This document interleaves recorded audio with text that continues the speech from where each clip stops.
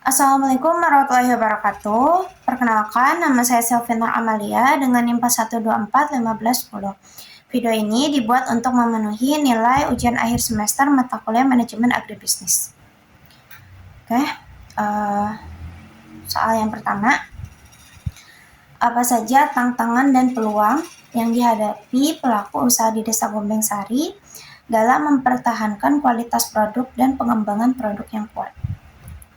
Oke, dimulai dari tantangannya terlebih dahulu. Yang pertama yaitu faktor cuaca. Faktor cuaca ini sangat mempengaruhi kualitas dan juga aroma kopi yang dihasilkan. Kayak contohnya sekarang musim hujan, jadi pengeringan kopi ini bisa terhambat. Akibatnya biji kopi ini bisa lembab atau bahkan busuk, yang tentunya nanti akan mempengaruhi kualitas dan juga aroma kopi yang dihasilkan. Yang kedua yaitu keterbatasan alat dan juga sistem grinding yang masih tradisional. Jadi kebanyakan pelaku usaha di Desa Gombeng Sari itu masih menggunakan sistem tradisional dan ini menggunakan alat modern. Jadi hal ini membuat tidak efisien dan juga membutuhkan waktu lebih lama sehingga menghambat produksi dan mereka akan kesulitan untuk memenuhi permintaan pasar yang lebih besar. Namun di balik itu semua ada juga peluang untuk pelaku usaha di Desa Gombeng Sari. Yang pertama yaitu Desa Gombeng Sari ini memiliki ciri khas kopinya tersendiri. Yang kedua yaitu Desa Gombeng Sari ini sudah dikenal sebagai desa wisata kopi, sehingga pelaku usaha kopi di sana bisa memperkenalkan kopi kepada turis-turis ini sekaligus mempromosikan kopi Gombeng Sari menjadi lebih banyak dikenal orang. Oke, lanjut nomor 2. Mengapa keunggulan kompetitif diperlukan untuk menghadapi perubahan pasar yang bersifat strategis? Menurut saya, keunggulan kompetitif itu diperlukan karena perubahan pasar yang bersifat strategis biasanya mengubah cara konsumen mengubah cara konsumen memilih, bukan hanya sekedar apa yang mereka beli.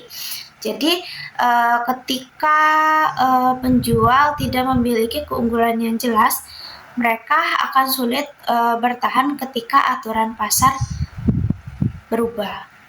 main pasar berubah. Pertama, keunggulan kompetitif itu bisa membuat usaha punya pembeda yang kuat. Kayak contohnya ada penjual nasi kotak dalam satu area. Penjual nasi kotak yang pertama ini dia ya udah biasa aja gitu, punya nasinya seadanya, terus lauknya juga seadanya. Sedangkan penjual yang kedua ini dia nasinya pas, terus lauknya bervariasi, terus kemasannya juga lebih rapi.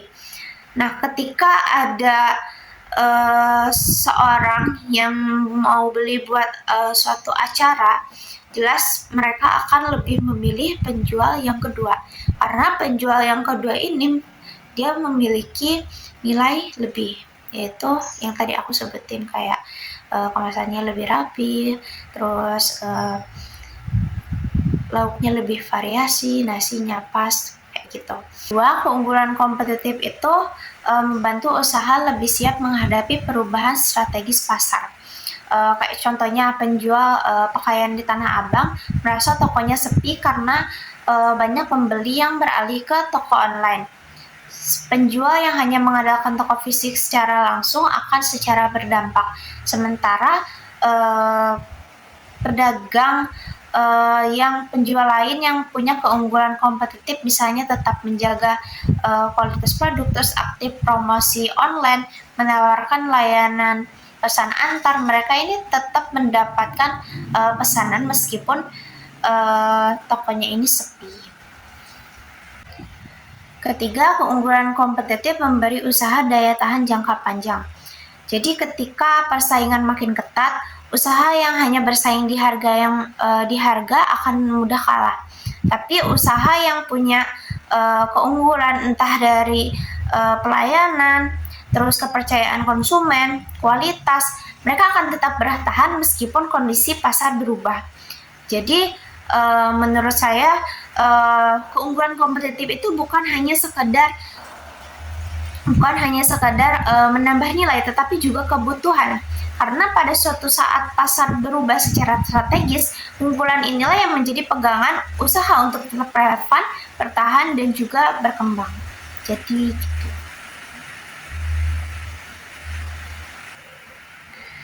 Oke, lanjut soal nomor 3. Bagaimana cara mengatasi segmen pasar baru dapat terbentuk? Jelaskan faktor pendorongnya. Oke, jadi segmentasi pasar ini terbentuk karena adanya perubahan preferensi dan juga perilaku dari konsumen sehingga membentuk suatu kelompok konsumen baru dari yang sudah ada. Nah, faktor-faktor pendorongnya ini yang pertama yaitu perubahan gaya hidup dan juga perilaku konsumen. Kayak contohnya sekarang ini banyak konsumen yang lebih peduli gaya hidup sehat sehingga mereka tuh lebih mencari makanan yang rendah kalori, yang low sugar, yang kayak gitu. Terus yang kedua yaitu kemajuan teknologi. Kayak kemajuan teknologi ini juga mempengaruhi segmentasi pasar baru. Kayak sekarang itu bermunculan e-commerce online kayak contohnya Shopee, terus Tokopedia, TikTok yang yang memunculkan pasar baru gitu. Terus yang ketiga yaitu perubahan demografis, faktor usia, terus pekerjaan, pendapatan, lokasi juga bisa menciptakan segmen baru kayak misalnya peningkatan jumlah pekerja muda di kota besar mendorongnya munculnya segmen kafe atau kafe yang kekinian.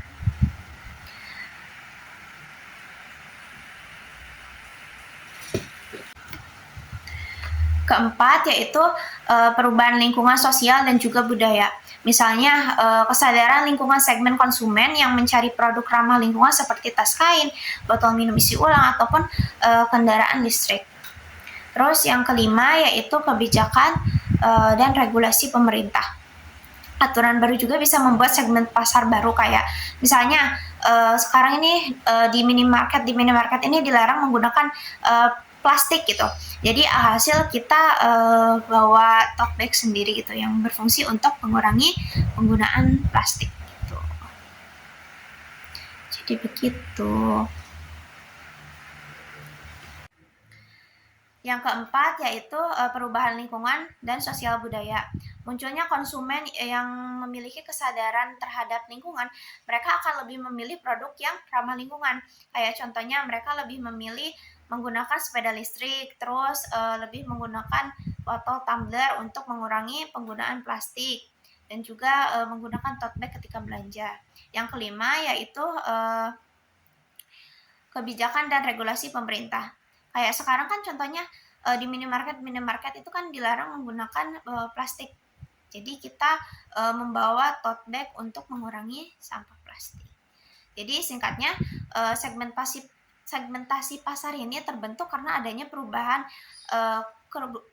kebutuhan perilaku, teknologi, dan juga demografi, terus sosial budaya dan juga regulasi. Perusahaan yang peka terhadap faktor-faktor ini bisa cepat mengenali peluang dan juga menyesuaikan produknya agar sesuai dengan kebutuhan segmen baru. Jadi begitu.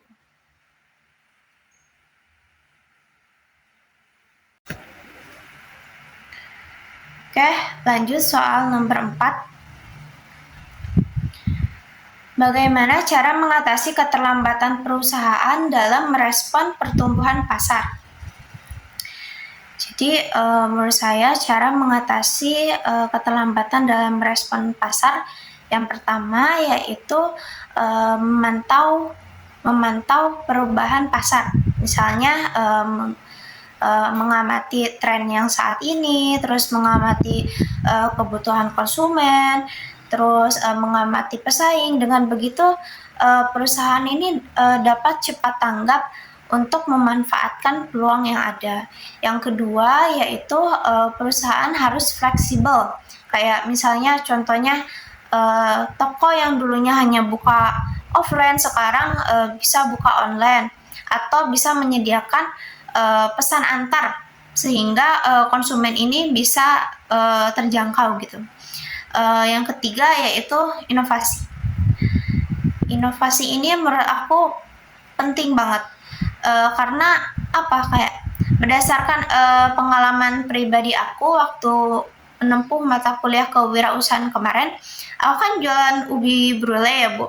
Nah kayak awal-awal itu ya udah rame gitu kan, banyak yang beli, terus kayak lama kelamaan mungkin karena menunya itu aja akhirnya bisnis kita sepi gitu. Nah dari situ inovasi itu penting sekali. Jadi kurang lebihnya gitu aja untuk tipsnya.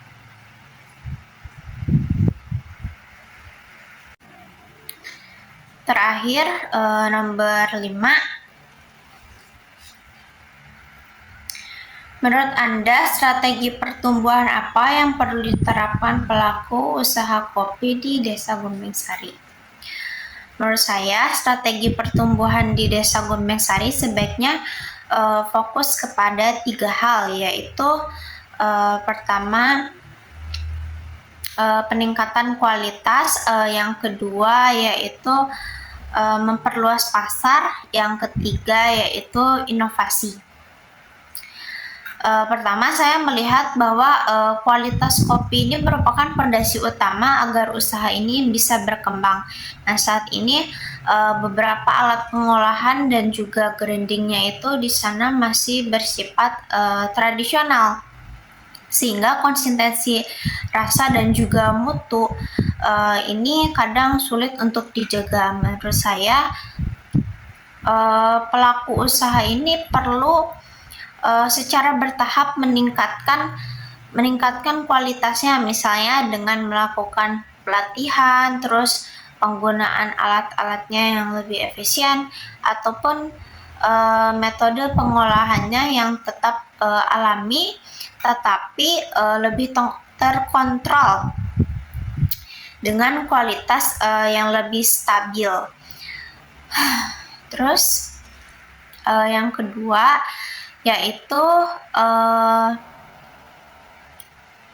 memperluas pasar. Nah, sekarang ini kan udah zamannya online ya. Jadi menurut aku itu juga bisa dimanfaatkan untuk memperluas pasar. Kayak misalnya sekarang bisa dicantumin di Shopee atau di platform e-commerce lainnya, sehingga produk Gumbengsari ini bukan hanya terkenal di Banyuwangi tetapi bisa juga terkenal di seluruh Indonesia gitu. Terus yang ketiga yaitu inovasi produk. Inovasi produk ini juga menurut saya sangat penting. Selain menjual biji ataupun bubuk kopi, pelaku usaha di Gumbengsari ini juga bisa menjual produk turunannya seperti es kopi atau kopi bubuk saset atau es kopi kekinian, sehingga generasi muda ini kayak lebih tertarik. Selain itu juga